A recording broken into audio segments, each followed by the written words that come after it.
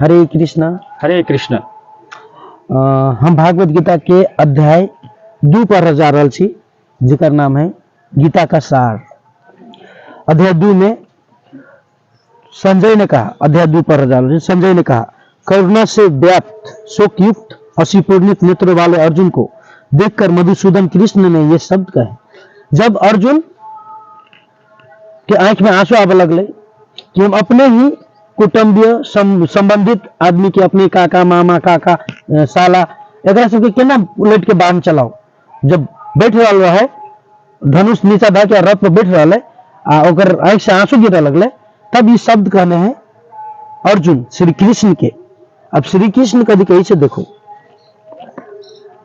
श्री भगवान ने कहा, हे अर्जुन, तुम्हारे मन में यह कलमश आया कैसे?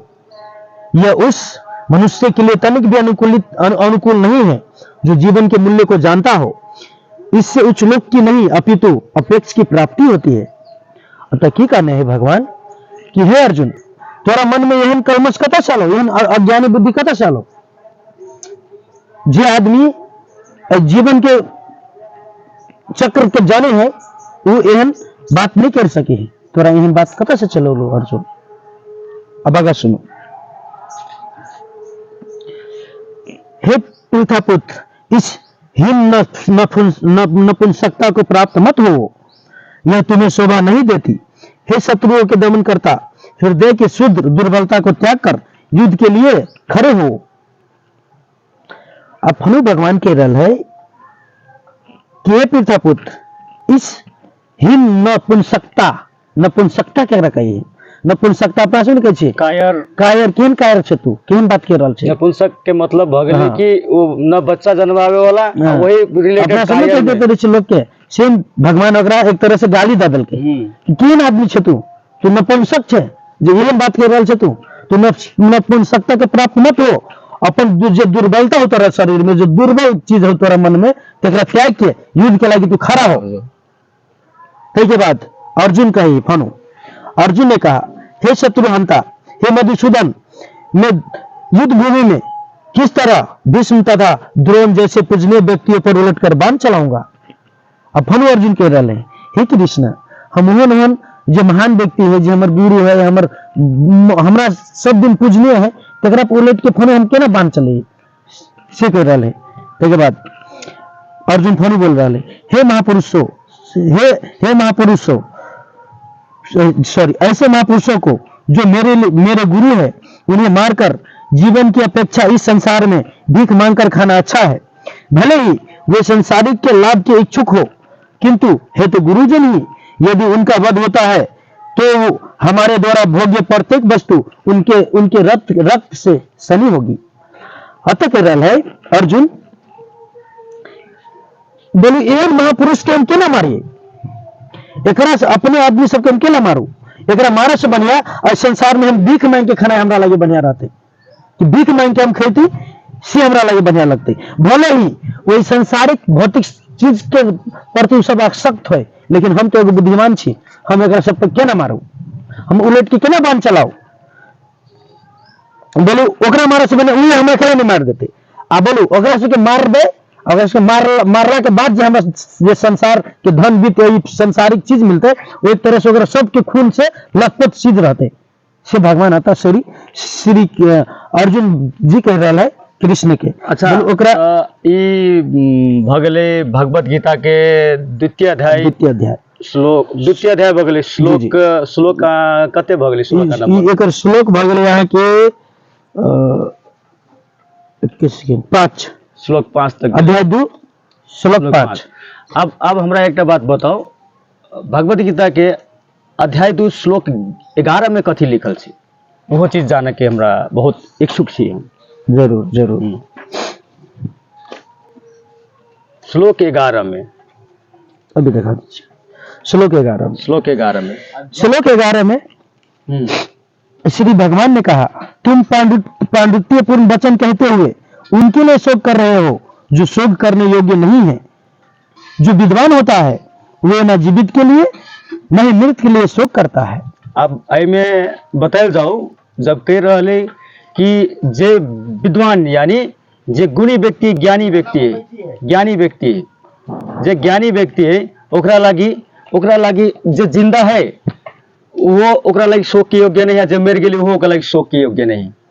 हाँ वो कह रही है, कह रही ना, ये कह रहे एक्चुअली Okay. वो कही कथी रहे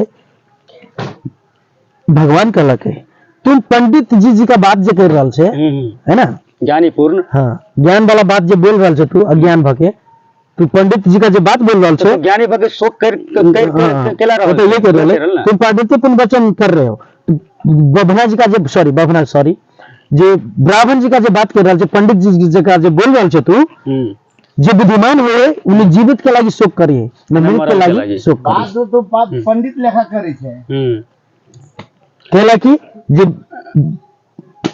विद्वान हुए है वो सब जनित रहे कि मर ले से पैदा लेते ओके आ जे पैदा लेके से फनु मारते। अब आगाड़ी बढ़ो वैसे इहो गीते है देखिए यहो में सब लिखा है। बहुत ऐसा कभी ना हुआ कि मैं न रहा हूं या तुम न रहे हो अथवा ये समस्त राजा न रहे हो और न ऐसा है कि भविष्य में हम लोग नहीं रहेंगे। ओके ये कते अध्याय कते श्लोक है? ये अध्याय 2 श्लोक 12। ओके अध्याय 2 श्लोक 12 में अब कह रहे कि ऐसा समय तो कभी था ही नहीं जब मैं नहीं था, तुम नहीं थे, या फिर ये सारे लोग भी नहीं थे, ये राजा हो या फिर ये सारे लोग नहीं थे, हम थे भी। तात्पर्य यही है ना कि हम थे भी, हम है भी और हम होंगे भी। ओके बात ये है। आगे बढ़े। अध्याय 2 श्लोक 13। जिस प्रकार शरीरधारी आत्मा इस वर्तमान शरीर में बाल्य अवस्था से तरुणा अवस्था में और फिर वृद्ध अवस्था में निरंतर अग्रसर होता रहता है, उसी प्रकार मृत्यु होने पर आत्मा दूसरे शरीर में चला जाता है। धीर व्यक्ति ऐसे परिवर्तन से मोह को प्राप्त नहीं होता। ओके मतलब किस प्रकार से मोह को प्राप्त नहीं होगा? हाँ किस प्रकार से मोह को प्राप्त नहीं प्रकार से जिस प्रकार शरीरधारी आत्मा जेना अपना सब अभी तक बच्चा रही छी, बच्चा से जवान भी लिए, जवान से फन बूढ़ भ जेबे तेनाहिते जे धीर व्यक्ति है, जे बुद्धिमान है, वो जनित रही है कि आत्मा मात्र अपन शरीर बदल रहा है, ये लगे ऐसे ओकरा कोनो विचलितता मन में नहीं शरीर से मोहित नहीं हुए, यानी उस शरीर के चिंता नहीं करके आत्मा के चिंता करे। एक्चुअली हर एक मानव के ये कर्म है, यानी हम शरीर ने आत्मा छी अपना जब टाइम में आत्मा मानव बुझ जाओ कि हम शरीर नहीं, इस शरीर के फन चेंज होबे करते, हम आत्मा छी, आत्मा के लागी जे कर्म कर लगो इस जीवन में कि हर हजारों आने वाला जीवन में तो दुख ही नहीं ओकरा भ सके, नहीं दुख होते से भगवान इनमें प्रूफ के साथ बता दे। जो मनुष्य ने अपने इंद्रियों पर बस कर लिया हो वो स्वयं अपने आत्मा का मित्र है। ये आगा कहबे करते। अब हम बतावे जा रहे अध्याय 2 के श्लोक 14। हाँ अध्याय 2 के श्लोक 14। ओके। हे कुंती पुत्र, सुख तथा दुख का क्षणिक उदय तथा कालक्रम में उनका अंतर्धान होना सर्दी तथा गर्मी के ऋतुओं के आने जाने के समान है। हे व्रतवंशी, वे इंद्रिय बोध से उत्पन्न होते हैं और मनुष्य को चाहिए कि अब लिचित भाव से उनको सहन करना सीखे। अतः भगवान का सहन कैसे करें? हाँ सहन कभी करते से अतः आगे तो बतेबे कर ऋतुओं से प्रभावित ना होकर सर्दी गर्मी को समान समझ के हमें उससे प्रभावित नहीं होना चाहिए और हमें उनको सहन करना चाहिए। जी है कि नहीं? जी जी जी। अतः ये बतावे कि तात्पर्य है भगवान के कि हे कुंती पुत्र, सुख तथा दुख का क्षणिक उदय कालक्रम में उनका अंतर्धान होना सर्दी तथा गर्मी के ऋतुओं का आने जाने का समान है। हे व्रतवंशी, इंद्रिय बोध से उत्पन्न होते हैं और मनुष्य को चाहिए कि अवलिचित भाव से उनको सहन करना सीखे। मतलब बताए थे कभी कहने हैं कि दुख और सुख जीवन के एगो चक्र है, जे चक्र फनु आते फनु जाते, फनु आते फनु जाते, तो लगे एमे आदमी के विचलित न हो चाहिए, विचलित नहीं होके चाहिए। आत्मा के स्थिर कर अपन संपूर्ण ध्यान आत्मा के तरफ लगाकर एक तरफ ध्यान लगा के एक तरफ ध्यान लगाकर परमेश्वर में प्रतिष्ठित होके चाहिए जी, है ना। तो प्रदीप जी अभी हमारा लगे लगभग कई गो अध्याय के गो श्लोक अभी कहलिए यहाँ वीडियो में जी, लगभग अध्याय 2 के बाद चल रहा है। 2 के बीच में अपना श्लोक हमारा लगे 11 से फाइल के लिए श्लोक लगे मतलब 12-13 तक कते तक पहुंच अभी तक 14 श्लोक तक पहुंच लिए। अध्याय 2 के 14 श्लोक तक पहुंच लिए।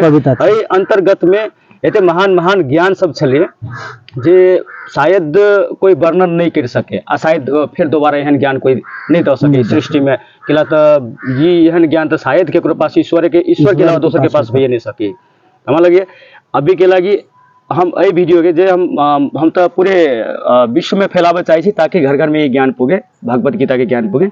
नेक्स्ट एपिसोड में हम फिर से प्रदीप जी के साथ आकर भगवत गीता के 2य अध्याय श्लोक 15 से शुरू करबे। अभी 14 तक भ गेले, 14 तक भ गेले। जय श्री कृष्ण, जय श्री राधे राधे।